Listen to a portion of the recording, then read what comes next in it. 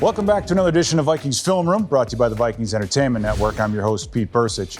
Now, the hallmark of any great football team are its big men up front, that offensive line. So when the Minnesota Vikings brought in Will Fries and Ryan Kelly, I sat up my chair and said, hey, we got something here. Well, let's turn on the film and take a deep dive into this duo and see what they're going to bring to our offensive line play. So anything that you need to know about Will Fries is summed up in these couple plays right here. Now, this is a bit of a viral matchup that happened last year. Watch what happens between Fries and Sweat on these couple of goal line plays. This first one right here, you want a guy that's going to be tenacious, that's going to block. In this case, gets Sweat outside, gets him on the ground once, gets him on the ground twice. Hey, how about a third time? Takes the punch, but says, nope, I'm not going to retaliate. I'm going to go celebrate here with my teammates. But he gets even, and we'll see. So later on in the game, you get the same matchup. Will Fries is saying, all right, I got something for you. Double team, not really much of a double team because Fries takes over and says, hey, I'm going to take you, Sweat, all the way to the back of the end zone. You don't see D linemen get pushed back like that too often. That's the kind of guy that Will Fries is. Now, when you look into Will Fries' story, you see that he was a 7th-round draft pick. And it's kind of a head scratcher. You're wondering how a guy who's this good could be chosen so late. I think we get a little bit of an insight right here on this play as to what's going on. Kenny Clark, you see at the point of contact, he's not bent. He's really straight up and down, right?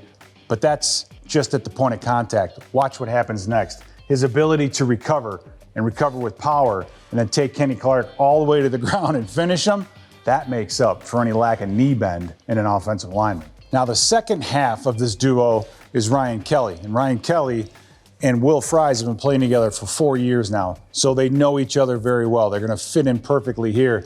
In this case, we're going to see what I think Kelly does as well as any center in the league, and that's ability to reach block.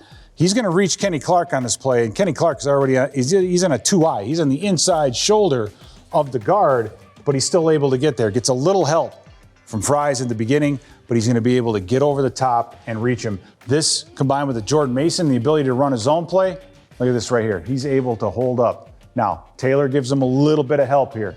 Nods inside, that freezes the defensive lineman, but he's always on him. He stays with him and ends up walling him off, and it becomes a big run for the Colts. All right, another great example of this duo blocking the run. What we're going to see here is basically a counter. You're going to get a double team at the point. The center's going to turn back, guard is going to pull. But it's what happens on this double team that is key. This is what makes this play go. Ask any offensive line coach. What happens? You get movement out of that double team at the point. Now, it's really heavy with Fries right here, but what that does is that puts this backside linebacker in a bad position because he has to give ground to get over the top, and that creates softness on the backside.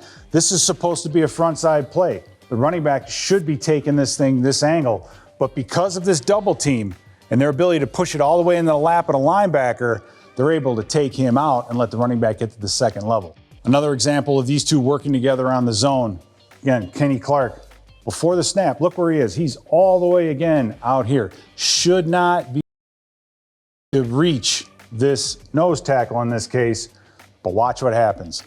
Fries is going to give him a little bit of help. Kelly's going to get to the outside, and we're going to see the hole that this thing opens up, right? You got a little bit of backside help here, but look, this gap right there, a lot of room for the cutback, because if he gets back behind this, you still have the offensive lineman chasing him, creating a lot of room. It all starts with the ability to reach that nose tackle. That's what creates this space. I can't wait to see what these guys can do up front on the zone. The running back ends up taking it outside in this case, but there are a lot of holes on the inside that these two guys are opening up. So what do defenses use to stop the outside play? Well, they stunt. And these guys can handle stunts. You can tell they've been playing together for as long as they have. In this case, these two defensive linemen from Chicago are going to loop underneath, but it doesn't affect these guys up front. There's your reach block right here. You've got Kelly right there, and now you've got your gap to the front side. So even if you want to get fancy and stunt and move linemen, these guys can handle it up front. Now, one of the most difficult stunts for a center to handle is the nose stunt. What do I mean by that? That's when the nose tackle is going to line up in this A gap, but he's going to loop to the weak side, and this is handled beautifully. Watch Kelly. He takes that step, but what he doesn't do is lose track. He's able to to wall this guy out. Now, he doesn't hold a whole lot. He averages, Kelly here, 1 penalty per every 481 snaps. So he moves his feet, gets in the way. You got Fries up here on the second level with the linebacker. Now you've got yourself a seam for your running back to go through. So even if you want to stunt up front, these guys can handle it. Another great example of these guys handling stunts up front. In this case, you're going to get the T and the E, meaning the 3 technique, the tackle is up the field, and you're going to get Gary looping underneath. But watch the technique of Fries. Stays square, keeps his head up, sees the looper underneath, and then comes off, takes him, wheels him inside, gives the quarterback a great cutback lane on this draw.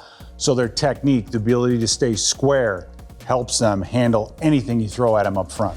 All right, so what about pass protection? Well, this is the toughest thing for a guard to do, is when the center is turning the opposite direction. We're gonna see in this case, Kelly is gonna work to the nose tackle, and that's gonna leave Fries one-on-one with the 3 technique. This is why it's so important, right? Look at the space that he has to defend. There's a huge alley here, but look at his feet, bent, pads down, does a great job stoning the 3 technique and not letting him get into the lap of the quarterback. Got him locked out, he's done. All right, we saw an example of a bull rush, trying to take him down the middle. How about if you try to get to the outside of him? Same thing's gonna happen here. Center's gonna turn away. We're gonna get a jet rush out of this 3 technique. Fries is athletic enough, technique, moving his feet, keeping his elbows inside, able to just push him right up the field. A great pass protecting guard and a great addition to this offensive front. When you watch these guys pass protect as a group, you can tell they've been together for 4 years. Watch what's gonna happen here. You're going to get kind of a scissor stunt, crossing stunt with these interior defensive tackles. Watch how well they handle this movement.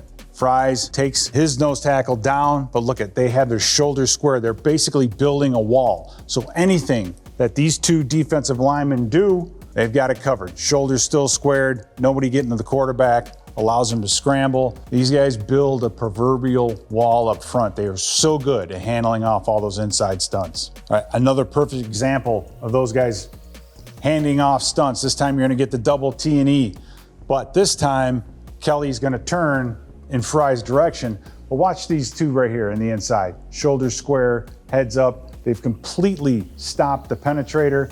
The looper has got no chance. What does it do? It gives the quarterback a field of view here. Now, when you have a young quarterback like a JJ McCarthy, giving him the ability to be an athlete, to be able to run, this is what you want to do. Great view of the field. These guys up front, again, building that wall to making sure there's no gut pressure on that quarterback. All right, if you still don't believe me, here's one more example. Green Bay tried this all day long and it really didn't work, but they're gonna do it again up front, right? The inside switch with the 2 interior defensive tackles. Watch Fries on this initial contact, it's awesome, right? He gets hit, throws that guy basically to the ground, but again, here they are building that wall, right?